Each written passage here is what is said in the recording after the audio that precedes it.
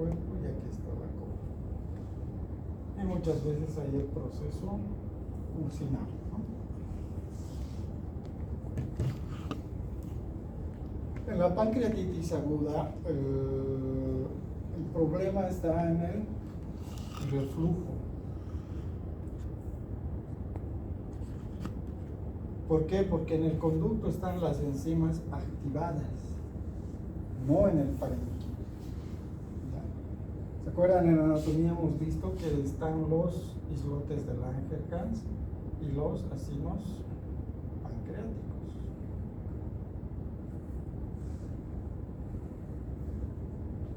Y ahí hay enzimas digestivas no activas. Las activas están aquí. Entonces, un aumento de presión, una regurgitación, un trauma del conducto de Wilson va a producir pancreatitis. ¿Por qué? Por inactivación de sus enzimas. ¿Cuáles? La tripsina, la quimiotripsina, la carboxipeptidasa, la amilasa, la lipasa y la elastasa dentro de otra. Esas son las más principales, las más importantes. Las inactivas serán, ¿se acuerdan? El tripsinógeno, el quimiotripsinógeno, etcétera, etcétera. Y se vuelven a tripsina. Cualquier aumento de presión va a producir pancreatitis aguda. En el caso de la RSP, son las dos. Entonces ustedes canulan el Wilson en vez de canular el colédoco. Se mete el contraste y si se mete a presión, hay pancreatitis aguda. La otra, un corte en el Wilson o una quemadura al hacer el corte, porque se hace con coagulación, produce pancreatitis, en este caso de la cabeza del páncreas. O meter las pinzas, ¿no? Y dañar también los conductos. Entonces, por eso la RSP está ocupando un lugar dentro de las causas de pancreatitis. La causa más frecuente de pancreatitis es la biliar, es decir, el lito o la piedrita del colédoco que obstruye el mismo colédoco y a la vez el Wilson. Entonces no drena y aumenta la presión, regurgita y hay pancreatitis. Es la causa más frecuente. Los litos más pequeños, por eso ya no se lisan los cálculos. El ácido desoxicólico o el queno desoxicólico lisan estos cálculos, los deshacen. Pero a veces lo vuelven barro y migra hacia el colédoco. Entonces, por eso ya no hacemos ese tratamiento. Ni la litotripsia que apareció como la del riñón, ¿no? Entonces antes se hacía en la vesícula, pero ahora ya no. ¿Por qué? Porque baja el cálculo y se ocluye. Y el paciente viene no solo con colecistitis, también con una pancreatitis. Entonces la litiásica o biliar es la más frecuente. El trauma por la RCP es la segunda en frecuencia, que antes era el trauma era la última causa. Y generalmente el trauma era por los que se caían sobre las bicis y se clavaban aquí el manubrio de la bici o de la moto. Pero hoy por la RCP, en segundo lugar. En tercer lugar está la alcohólica.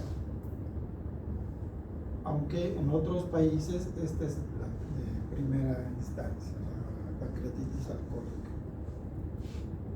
El alcohol irrita, aumenta la presión, se metaboliza algunos directamente con las enzimas, la activan. Entonces produce pancreatitis aguda. Típicamente son 2-3 días de ingesta de alcohol y de repente dolor y pancreatitis aguda. La hipertrigliceridemia. los triglicéridos. Mientras más elevados estén, más propensión a hacer pancreatitis. Medicamentos: el diurético, la furosemida, la clorotiazida, tamoxifeno, algunos quimioterápicos producen pancreatitis. Y misceláneas, ¿no? La enfermedad del cobre, y otras más que no me acuerdo, hay un montón de la enfermedad de Wilson, que es la enfermedad del cobre, la hipercalemia, etcétera, etcétera. Son más raras, pero estas son las más frecuentes. ¿Qué producen? Activación de las enzimas. Por tanto, una autofagocitosis. El páncreas empieza a digerir. ¿Qué produce esto? Una respuesta inflamatoria clásica. Si ustedes leen solo respuesta inflamatoria, solo respuesta inflamatoria, están leyendo pancreatitis. ¿Ya? Es decir, cómo inicia el proceso inflamatorio, llama a los leucocitos, llama a los fagocitos, llama a los leucotrienos, llama a los tromboxanos, prostaglandinas, a todos. Antiagregantes plaquetarios, todo el proceso de inflamación del páncreas, y produce daño. Y esa es la pancreatitis. Ahí empieza todo.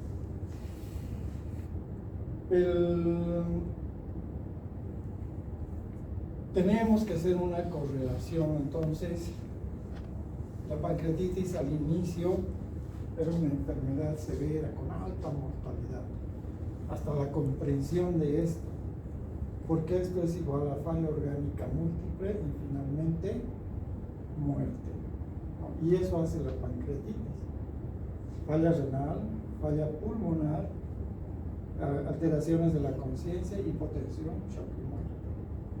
Entonces, esa era la pancreatitis. El primero en investigar fue Ransom, y él dio criterios. Hoy en día se está abandonando los criterios de Ransom y estamos con los de Atlanta, estamos con los de Tokio, estamos con los de la Sociedad de Gastroenterología de Japón, precisamente, y hay un montón. Ustedes van a ver criterios de Glasgow, Apache 1, 2, 3. Cada uno más o menos explica con diferentes enfoques la gravedad de la pancreatitis. ¿Por qué Ransom? Ransom es el que inicia. Y ustedes ven el libro, y en el libro hay dos con piedra y sin piedra, ¿no? Y dice a las 24 horas. Ransom quiere dar pronóstico de la pancreatitis, no diagnóstico, sino el pronóstico, cómo le va a ir a ese paciente. Y dice: si tiene una edad mayor de 55 años, si tiene una transaminasa glutámico oxalacética mayor a 200, o una HDL mayor a 400, o una glicemia mayor a 250,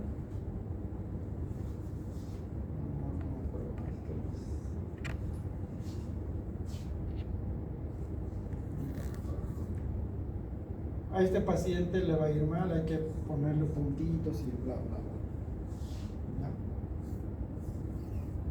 ¿Ya? Y a las 48 horas hay leucocitos mayor a 15.000. Y a las 48 horas, es decir, al día siguiente de internado, si nosotros le tomamos calcio y este ha disminuido, si le tomamos una gasometría y la presión parcial de oxígeno está menor a 76, si le tomamos un exceso de base, está más de -6, si le tomamos sus tiempos por INR, tiempos que están disminuidos, están consumidos, el hematocrito ha disminuido en un 10%, es decir, se entró con 40,000 de hematocrito, perdón, 40%, y ahora está en 35%, entonces es más del 10% mal pronóstico. Entonces, ¿qué explica la fisiopatología de la pancreatitis? La pancreatitis al principio es inflamatoria. Hay leucocitosis, pero si es mayor de 15,000 es gran leucocitosis. ¿Cuándo hay esa leucocitosis? ¿En un problema? Si el paciente es añoso, peor. Si es diabético, peor, ¿no? Entonces estos son criterios de gravedad. ¿Qué está sucediendo con la leucocitosis? Destrucción de los acinos pancreáticos. Se está extravasando el líquido, y al extravasarse el líquido está creando un tercer espacio. El exceso de base para nosotros quiere decir lo que no se puede medir. Ustedes han visto en la deshidratación, piden electrolitos, ¿no es cierto? Entonces hay deshidratación hiponatrémica, hipernatrémica, hipotrémica, etc. Pero hay elementos que no puedes medir y que deshidratan al paciente, y que lo matan. Y solo se puede medir con la gasometría, con el exceso de base. Tiene su historia, en realidad no es de las bases, sino es de los aniones que no se pueden medir. Y esto quiere decir que le falta más o menos más de 6 litros. Es decir, si la volemia es 5 litros, le estás debiendo 1000. Y va a venir hipotensión, y va a venir muerte. Va a venir insuficiencia renal, y va a venir falla orgánica múltiple. Y como hay extravasación de líquido, va a haber derrames, ascitis, derrame pleural, edema, ¿no es cierto? Entonces, esto nos está indicando. Cuando evoluciona la pancreatitis, puede tomar los vasos, la elastasa lisa los vasos. Entonces, que hay una hemorragia, ¿no es cierto? Entonces, ¿qué pasa cuando hay hemorragia? Baja el hematocrito. Nosotros no nos damos cuenta de cuánto está secuestrando el páncreas. Pero si está más del 10%, ha descendido ese hematocrito, entonces está sangrando el paciente. Entonces ya es una pancreatitis hemorrágica. Entonces está la aguda edematosa. Está la pancreatitis aguda hemorrágica, por la disminución del hematocrito. Si todo esto lo junta, va a haber falla orgánica múltiple. ¿Dónde se refleja? En el riñón, insuficiencia renal aguda, creatinina C, más de 2, de 3, y pulmones, derrames, y lo que ustedes han debido escuchar, el famoso SIRPA, síndrome de insuficiencia respiratoria del adulto. Si ustedes ven esa placa, tiene como si fuesen infiltrados de bronconeumonía, pero es agua, es líquido. Bloquea el pulmón, por tanto baja la presión parcial de oxígeno. Ramsson dice si tiene más de 7 de estos criterios, la mortalidad es de más del 60%, o sea, de 2 y de 1. Esa es la fisiopatogenia de la pancreatitis. Por eso el texto les pone Ramsson. Los criterios de Atlanta y los de Tokio son más específicos. A ellos son más modernos. Tomamos en cuenta la tomografía. ¿Qué nos va a mostrar la tomografía? Nos olvidamos de Ramsson. ¿Qué nos muestra la TAC? ¿Qué habría en ese páncreas? Imagínense el peor páncreas, con todos estos factores, con toda esta fisiopatogenia. Si está sangrando, ¿qué va a haber?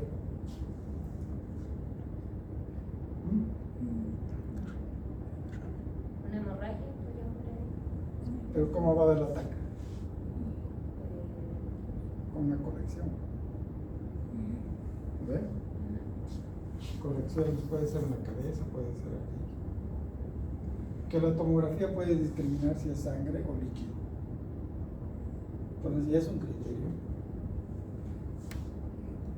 Le pasan contraste y va a pintar homogéneo el páncreas. Ustedes han visto el páncreas en una tomografía, es bien blanquito, pero va a haber áreas negras, heterogéneas. Entonces el contraste no entró, eso se llama necrosis. Entonces, necrótica. Y la necrosis es porque se han lisado los vasos, ya no hay perfusión, el páncreas está muriendo. Y al igual que cualquier órgano, si se necrotiza, se gangrena. Por tanto, se infecta, ¿no? Se hace un absceso necrótico. Y vamos a ver eso. Cuando entrábamos a operar un páncreas necrotizado, sacábamos tejido muerto, flemoso, hediondo. Y eso es necrosis del páncreas. Entonces la tomografía nos va a mostrar eso. ¿Y cuánto por ciento? ¿En qué parte? Etcétera, etcétera. Líquido. Secuestro de líquido. Una colección, dos colecciones, tres colecciones. Todo el páncreas, toda la cabeza. Páncreas deforme. Entonces es un criterio de gravedad. 3 de esos ya está peor el paciente. Clínicamente, ¿qué vamos a ver? Dolor. El dolor indican que es uno de los peores dolores que hay, solamente superados por los cálculos renales. Pero el dolor es intenso, que obliga al paciente a doblarse, ¿no? O sea, un dolor en posición maometana o en posición fetal. Náuseas, vómitos muy explosivos. El paciente vomita, no tolera nada.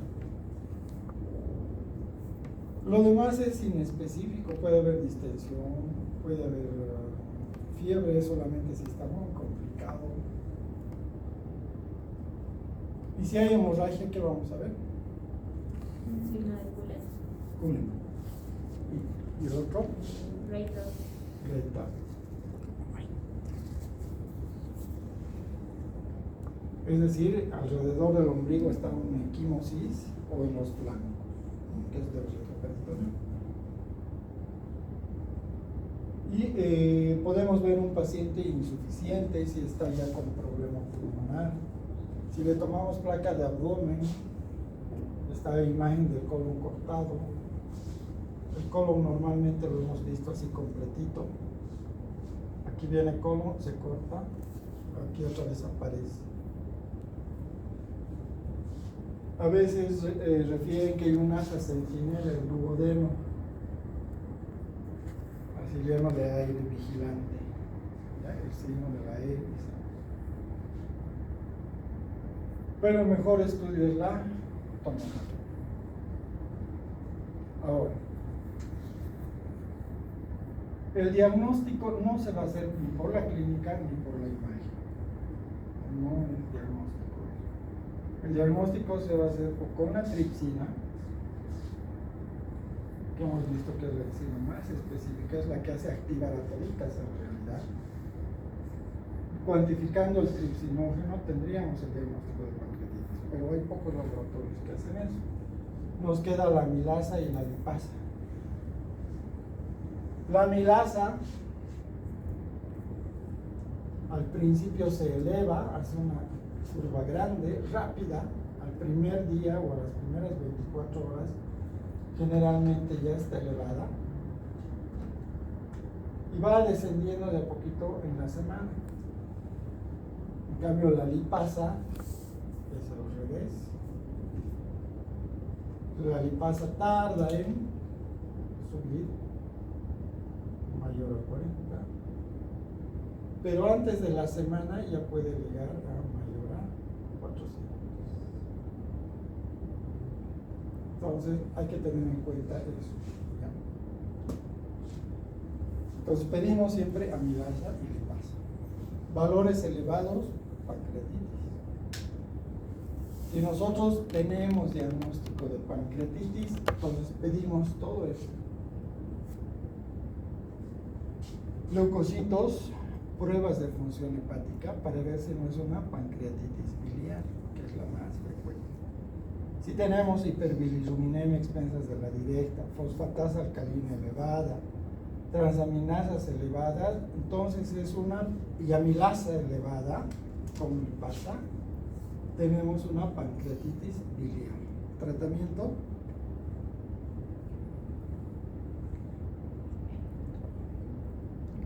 ¿Es una pancreatitis biliar? La causa es Sacar el cálculo. el cálculo. Entonces, ¿qué decir? Porque el problema es el cálculo que está obstruyendo.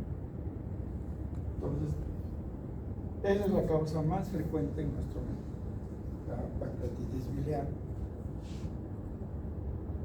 En los otros, puro tratamiento sintomático. ¿Cuál es el objetivo? Líquidos. Ahorita vamos a ver el tratamiento. Entonces, el diagnóstico, amilasa, lipasa. Si no hay laboratorios que hagan esto rápido, amilasa en orina. La amilasa en orina también es una prueba diagnóstica de pancreatitis. Y después lo pueden complementar con ecografía.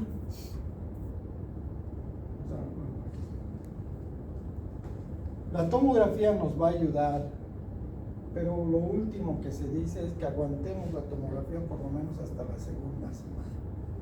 ¿Por qué? Porque vamos a tener estos cambios. ¿Ya? La hemorragia, el secuestro de líquido, la necrosis, todo eso. Obviamente si el paciente está grave le adelantamos, pero si no, nos aguantamos con la tomografía. Muchos no se aguantan, ¿ya? Le piden de entrada la tomografía. Bueno, si tiene plata el paciente, igual le vamos a repetir las 2 semanas. La que más vale es la de la segunda semana. ¿Ya? Esa es la que nos va a dar más pronóstico. Las indicaciones quirúrgicas. Bueno, primero, tratamiento.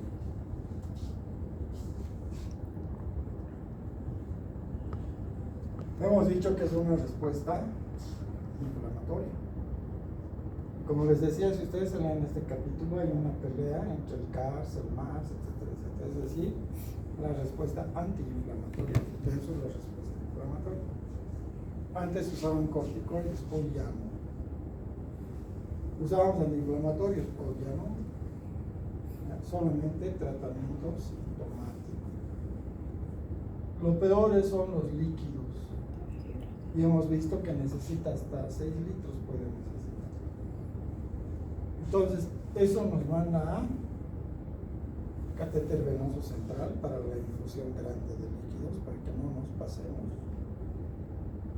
Cada día electrolitos séricos, glicemia, etcétera, etcétera, para hacerle sus talleres, ¿no? Y que no se nos deshidrate. Puede necesitar al principio hasta 4.000, 5.000 de líquidos. Después eso va a ir graduando.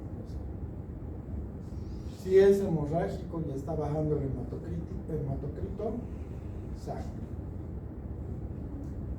Si está con presión parcial de oxígeno menos de 76, ¿qué le van a hacer? Oxigenación. Oxigenación. No le va a dar mucho.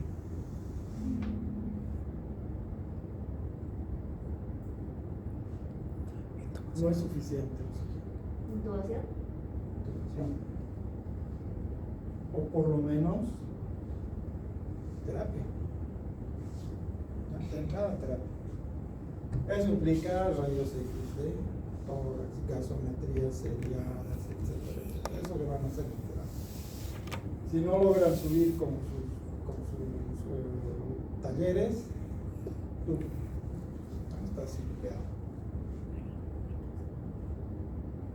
Y así según se encuentren problemas, el azúcar tiende a subirse. Entonces, ¿qué vamos a usar? Insulina. Entonces, cada día hay que hacerle taller para tratar la causa. Solamente la RCP es la causa más temprana y es la mejor para atacar. Las demás, puro esto. ¿A quiénes vamos a operar? Antes se operaba el absceso, la necrosis y la hemorragia.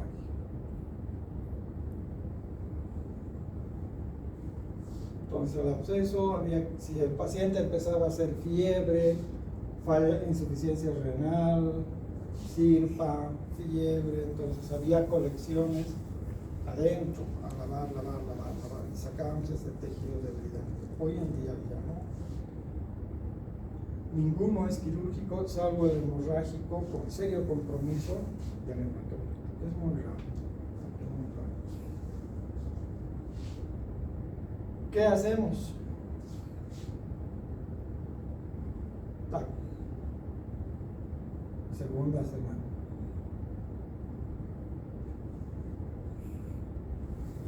¿Qué esperamos ver en la tomografía? Una colección formada, que precisamente se va a formar a la segunda semana. Por eso tardamos en la tomografía. ¿Qué vemos en la tomografía que tenga pared? Si tiene pared, drenamos. Entonces, si aquí está el abdomen, aquí está la pared, entonces metemos un catéter por aquí, con una cola de cochino, listo. Si necesita por la espalda más, por la espalda va a venir el otro. Si el estómago está aquí, entonces por endoscopía otro drenaje. Si no hay endoscopía, o se puede transgástrica, piel, estómago hasta la colon. Por donde se puede y los drenajes que se pueden. Y esto se va a drenar. Y el paciente va bien. Va bien. Ya no describimos las cirugías de boca de horno, lavado peritoneal, constante, debridación. Creo que ya nadie hace, la verdad, en estos últimos años. Lo que sí hemos aprendido es poner los drenajes que se necesiten, por donde se necesiten. Para esto, mediante tomografía guiada o radiología, o finalmente la laparoscopia. Esa es la única indicación quirúrgica de la pancreatitis. Esa es la única, lo que ha cambiado. ¿Ya? Otra cosa que ha cambiado, ustedes van a leer la nutrición parenteral. Al paciente no se le daba nada por vía oral. Por un tiempo se empezó con una sonda nasoyeyunal, es decir, que a través de la nariz pase por el estómago y se vaya más allá del duodeno, y por ahí se le pasaba la nasoenteral. ¿Por qué? Porque si no iniciamos la alimentación, va a haber traslocación bacteriana y se va a formar más rápido el absceso o la necrosis abscedada, ¿ya? Que no es lo mismo. La necrosis infectada es diferente al absceso. El absceso es pus totalmente localizado, en cambio la necrosis infectada es la necrosis que hemos visto en los órganos, como el apéndice. Entonces, ya no usamos la NPT consultivo. Si quieren, ciprofloxacina o imipenem del si consideran que hay una colección abscedada. Si no, no necesitamos. Y finalmente, vamos a hacer seguimiento tomográfico. Eso ha cambiado el tratamiento de la pancreatitis. El texto tiene un desarrollo muy bonito de la pancreatitis, pero prácticamente el 50%. Solo asusta nomás, ya por eso ni leemos. Porque hace asustar. Esa es la única indicación quirúrgica de la pancreatitis que es mínimamente invasiva. A lo mucho la paroscopía para guiarnos si es que no tenemos un personal que se guíe por tomografía. Complicaciones a la larga, lo de siempre, el flemón, que es el absceso, y la pancreatitis crónica, dolores, diabetes, desarrollo de diabetes, y a veces piedras en el páncreas. Y las piedras se tratan con una derivación. ¿Qué más? ¿Preguntas?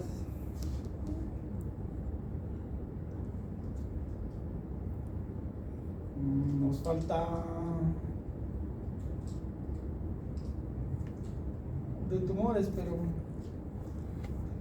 en hígado, el hepatocarcinoma, no hay chistes y hepatocarcinoma. El hepatocarcinoma tiene pobre pronóstico, ¿no? En la vesícula, el cáncer de vesícula tiene pobre pronóstico. Los benignos es el pólipo que llamamos. En el colédoco, el colangiocarcinoma y el tumor de clase, con pobre pronóstico, o sea, prácticamente no hay mucho que hacerles. No les da mucha esperanza a los pacientes o a los familiares, es más, muy rápido al oncólogo. Ellos les van a hacer lo que quieran, pero no hay mayor sobrevida. Y en el tumor de páncreas, siempre y cuando sea temprano, está la resección o la cirugía de Wilson, que también hoy está bien discutida. Hay quienes la hacen y van bien, que sus pacientes viven más de un año, y hay otros que dicen que no, que en realidad no sobreviven a nunca. Mientras no haya un Steve Jobs que sobreviva, entonces no va a cambiar. Ya Steve Jobs ha probado de todo y al final se ha cansado. Entonces, para el cáncer de páncreas también, salvo que se lo encuentre tempranito. Tempranito, y tempranito es menos de 2 centímetros. Es muy difícil.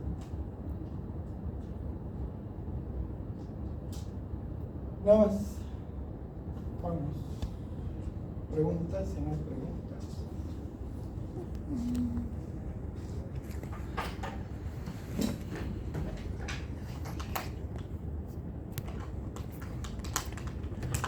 Doctor, el temario para el examen. Colon. Más que colon. Ya hemos hecho apéndice, ¿no? Sí, en el hígado. Entonces, hígado, vesícula, biliares. páncreas. Y de cirugía mínimamente invasiva es más. Esto, pues, esta evolución. Aquí solamente tendría que complementar al SIRS, NOTS, eso, el progreso del bisturí. Aunque eso es lo que nos ayuda bastante. Ya. Monopolar, bipolar, Ligashur, el armónico, el láser. Nada más. Toque entonces colon, hígado, vesícula. Páncreas. Pues tenemos poquito, ¿no? No sé. Sí. Vamos. Doctor, ¿se realiza la tomografía en la segunda semana? ¿Queda internado el paciente o no? Salvo que esté totalmente asintomático. A veces ya está comiendo, el dolor es muy controlable, se puede ir a su casa y volver para la tomografía. El problema es que a veces vienen tan bien y ya no vienen con su tomografía. Nos esperan a que otra vez vean su bulto aquí, que ya el quiste o el pulmón formado. Habría que drenarlo. Ya no hay mucho miedo a la pancreatitis. Ahora sí, la pancreatitis alcohólica y la hipertrigliceridemia tiene pocas respuestas, se van rápido, pero no es tan Sí, no frecuente. habría más cosas, ¿eh? Nada más. Sus nombres. ¿Nos va a meter puntazo? Depende, a ver cómo necesitan. Sí, de los que vinimos hay puntitos, pues.